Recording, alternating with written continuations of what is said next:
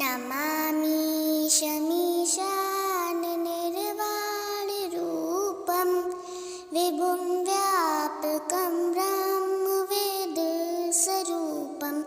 निजं निर्गुणं निर्विकल्पं निरीहं चिदाकाशमाकाशवासं भजेऽहं निराकारमोङ्कारमूलं तुरीहं गिराज्ञानगोतीतमीशं गिरीशं करालं महाकालकालं कृपालं गुडागारसंसारपालं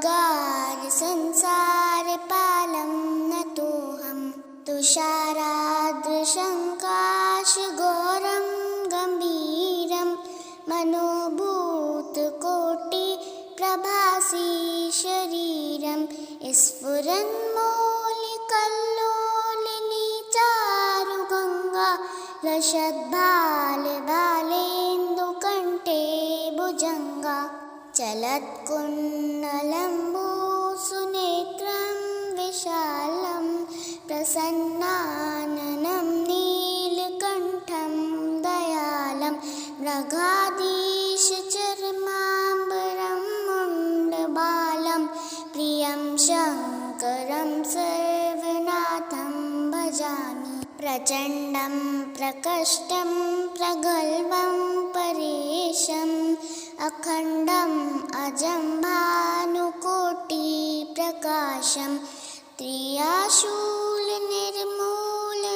शूलपात्रीं भजेऽहं भवानीं पतिं भावगम्यं कलातीतकल्याणकल्पान्तकारी सदा सज्जनानन्ददाता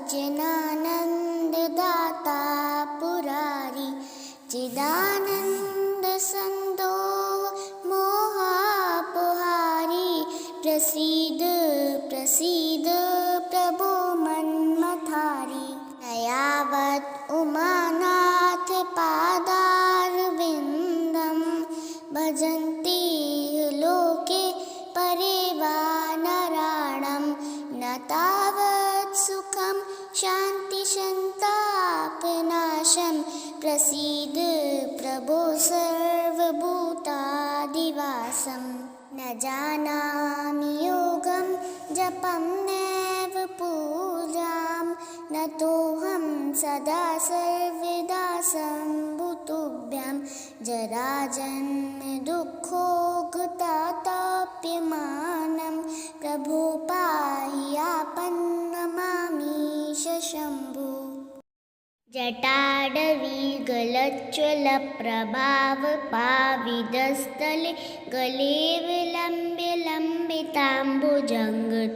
तमालिकां डमड्डमड्डमड्डमड्डमन्निनान् वट्टमरवय चकार चण्डताण्डव तनोतु नः शिवं शिवम् जटाकटाः सम्प्रपन्नपन्नलिम्पनिर्झलि विलोलवीचिवल्लरी विराजमानमूर्धनि धगत् धगत् धगत् ज्वलल्ललाटपट्टपावके किशोरचन्द्रशेखरे रति प्रतिक्षणं मम धराधरेन्द्रनन्दिनी विलासबन्धुबन्धुर सुरत्यगन्धसम्प्रति प्रमोदमानमानसे कृपाकटाक्षधोरिणि निरुद्धदुर्धरापदि क्वचिद्दिगम्बरे मनोदुमेदुवस्तुनि जटाभुजङ्गपिङ्गलस्फुरत्फणामणिप्रभा कदम्बकुङ्कुमद्रवप्रलिप्तदिग्वधूमुखे मदान्धसिन्दूरस्फुरत्युत्तरीयमेदुरे मनोविनोदमद्भुतं विभर्तु भूतभर्तरि सहस्रलोचनप्रभत्य शेषलेखशेखरा प्रसूनधूलिधोरणी विदूसराग्रिपीठभुः भुजङ्गराजमालया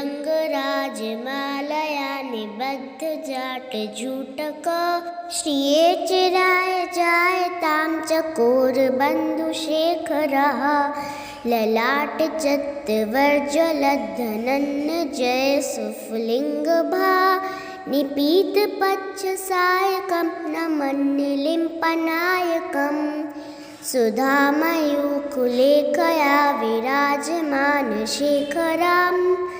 महाकपाली सम्पदे शिरोजटालमस्तु नः कराले भाले पट्टिका धगद्धगद्धगज्ज्वलल्धनन्जाहुतिकृत प्रचण्ड पच्चसायके धराधरेन्द्रनन्दिनी कुचाग्रचित्रपत्रक प्रकल्पनेकशिल्पिनी त्रिलोचने रतिर्मम नवीन मेघमण्डली निरुद्धदुर्स्फुरतः कहूनिशीथनीतमा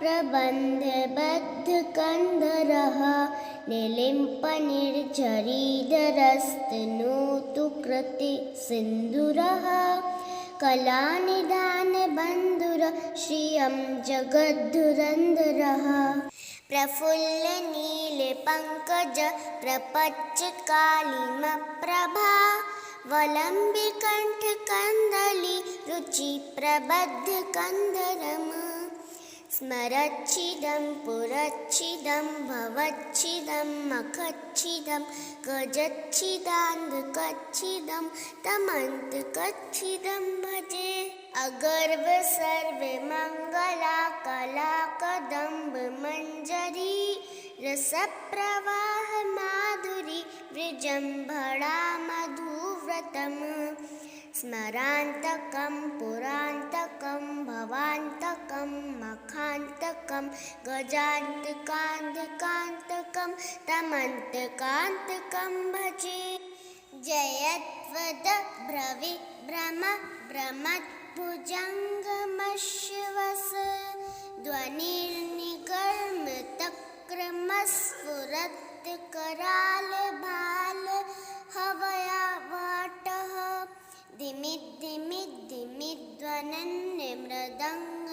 धिमिद्धिमिद्धिमिद्ध्वनन्मृदङ्गतुण्डगमगल ध्वनिक्रमप्रवर्तित प्रचण्डताण्डव शिवः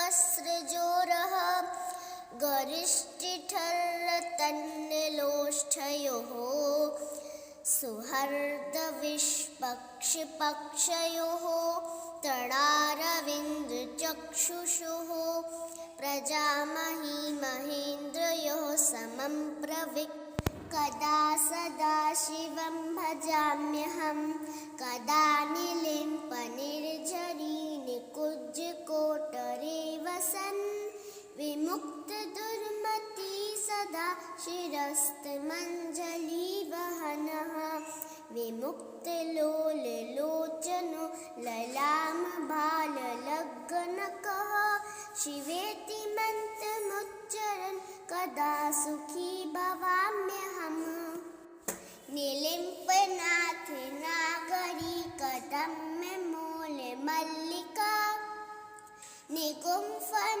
निगुम्फनिर्भक्षणं दुषीरकामनोहरः तनोतु नो मनोमुदं विनोदिनी महन्निशं परीक्षय परं पदं तडागजतीवशां च यः प्रचण्डवाडवानल प्रभाशुभप्रचारिणी महाष्टिसिद्धिकामिनी जनाबहूतजल्पना विमुक्तवामलोचनो विवाहकालिकध्वनिः शिवेति मन्त्रभूषगो जगज्जयाय जायताम् इमं हि नित्यमेव मुक्तिमुक्तिमुक्तमं स्तवम् पठन् स्मरन् ब्रुवन्नरो विशुद्धिमेति संस्तमः हरे गुरो सुभक्तिमाशु याति नान्यथा गति विमोहनं हि देहिनां सुषद्करस्य चिन्ता नमः। पूजावसान्य समये दशकृत गीतम् यः शम्भुपूजन परं पठति प्रदोषे तस्य स्थिरां रथगजेन्द्रतुरण्डकयुक्तमा लक्ष्मी सदैव सुमुखी प्रददाति शम्भुः इति श्रीरावणकृतं शिवताण्डवस्तोत्रं सम्पूर्णम्। ब्रह्ममुरारिसुराचितलिङ्गं निर्मलभासितशोभितलिङ्गं जन्मज दुःखविनाशकलिङ्गं तत्प्रणमामि सदा शिवलिङ्गं। देवमुनिप्रवराचितलिङ्गं कामदहनकरुणाकरलिङ्गं रावणदर्पविनाशनलिङ्गं तत्प्रणमामि सदा शिवलिङ्गं। सर्वसुगन्धिसुलेपितलिङ्गं बुद्धिविवर्धनकारणलिङ्गं सिद्धसुरासुरवन्दितलिङ्गं तत्प्रणमामि सदा शिवलिङ्गं। कनकमहामणिभूषितलिङ्गं फणिपतिवैशिष्ट्यशोभितलिङ्गं दक्षसुयज्ञविनाशनलिङ्गं तत्प्रणमामि सदा शिवलिङ्गं। कुङ्कुमचन्दनलेपितलिङ्गं पङ्कजहारसुशोभितलिङ्गं सचित्पापविनाशनलिङ्गं तत्प्रणमामि सदा शिवलिङ्गं। देवगणार्चितसेवितलिङ्गं भावैर्भक्तिभिरेव च लिङ्गं दिनकरकोटिप्रभाकरलिङ्गं तत्प्रणमामि सदा शिवलिङ्गम्। अष्टदलोपरिवेशितलिङ्गं सर्वसमुद्रवकारणलिङ्गं अष्टदरिद्रविनाशितलिङ्गं तत्प्रणमामि सदा शिवलिङ्गम्। सुरगुरुसुरवरपूजितलिङ्गं सुरवनपुष्पसदाचितलिङ्गं परात्परं परमात्मकलिङ्गं तत्प्रणमामि सदा शिवलिङ्गम्। लिङ्गाष्टकम् इदं पुण्यं यः पठेत् शिवस्नेधो शिवलोकं वाप्नोति शिवेन सह मोदते। जय गणेश गिरिजा सुवन मंगल मूल सुजान कहते अयोध्या दास तुम देव अभय वरदान। जय गिरिजापति दीन दयाला सदा करत संतन प्रतिपाला भालचंद्रमा सोहतनी के कानन कुंडल नागफनी के अंग गौर सिर गंग बहाय मुंड माल तन क्षार लगाए वस्त्र खाल बागंबर सोहे छवि को देखी नाग मन मोहे। मैना मातु की हवे दुलारी बाम अंग सोहत छवि न्यारी कर त्रिशूल सोहत छवि भारी करत सदा शत्रुन शयकारी। नंदी गणेश सुहेत है कैसे सागर मध्य कमल है जैसे कार्तिक श्याम और गणराव या छवि को कही जात न काऊ। देवन जब जाय पुकारा तब ही दुख प्रभु आप निवारा किया उपद्रव तारक भारी देवन सब मिल तुम ही जुहारी। तुरत शरारन आप पठायो लव निमेष मह मारी गिरायो आप जलंधर असुर संहारा सुरसित मार विदित संसारा। त्रिपुरासुर सन युद्ध मचाए तब ही कृपा कर लीन बचाई किया तब ही भागीरथ भारी पुरब प्रतिज्ञा तासु पुरारी। दानिन मह तुम सम को नाई सेव स्तुति करत सदाई, वेद माहि महिमा तुम गाई, अकत अनादि भेद नहीं पाई। प्रकट उदधि मंथन में ज्वाला, जरत सुरासुर भय विहाला, कीन दया तह कही सहाय, नीलकंठ तब नाम कहाई।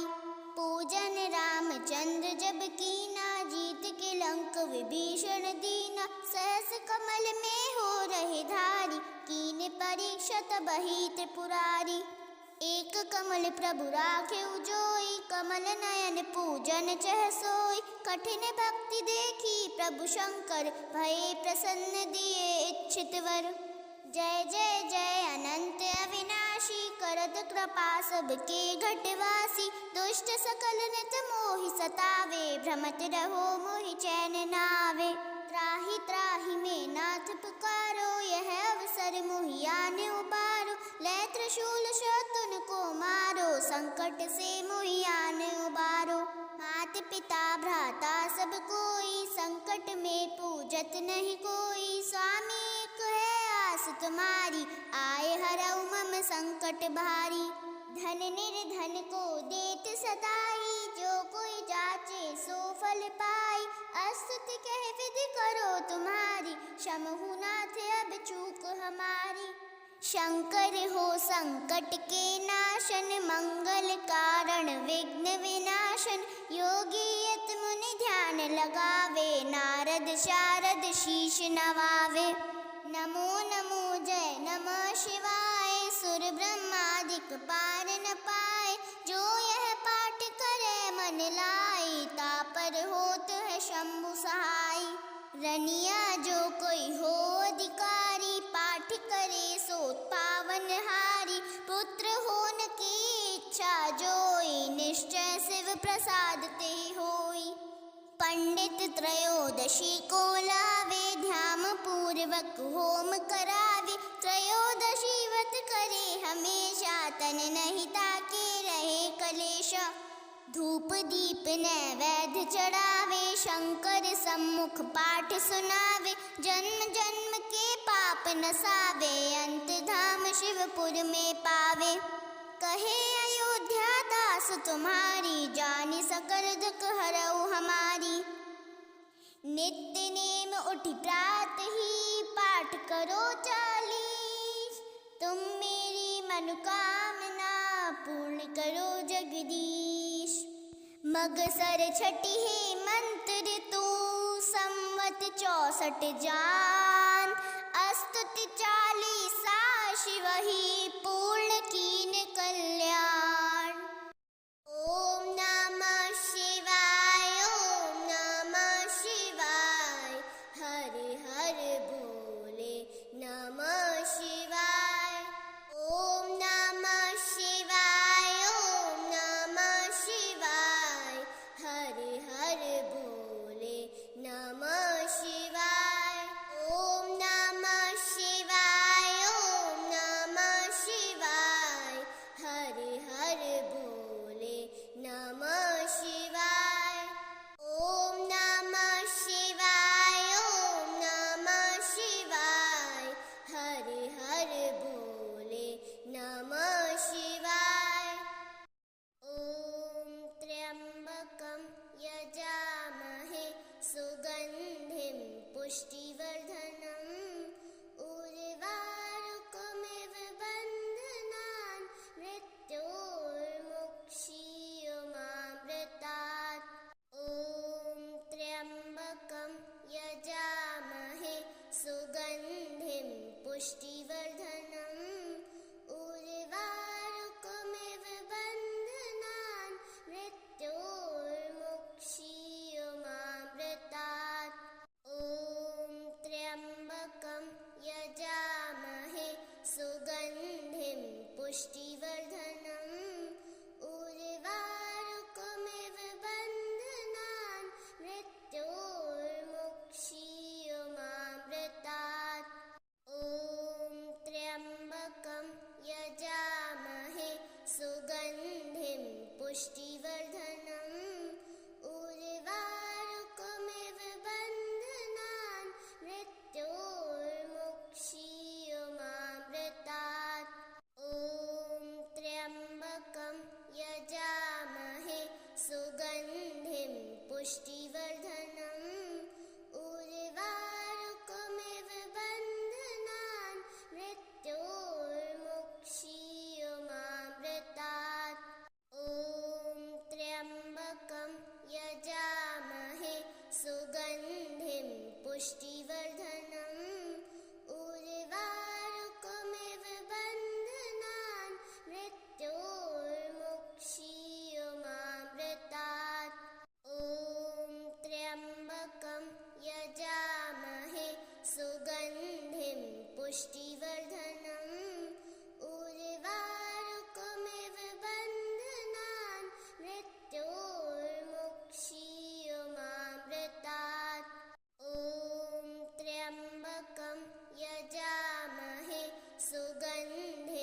पुष्टि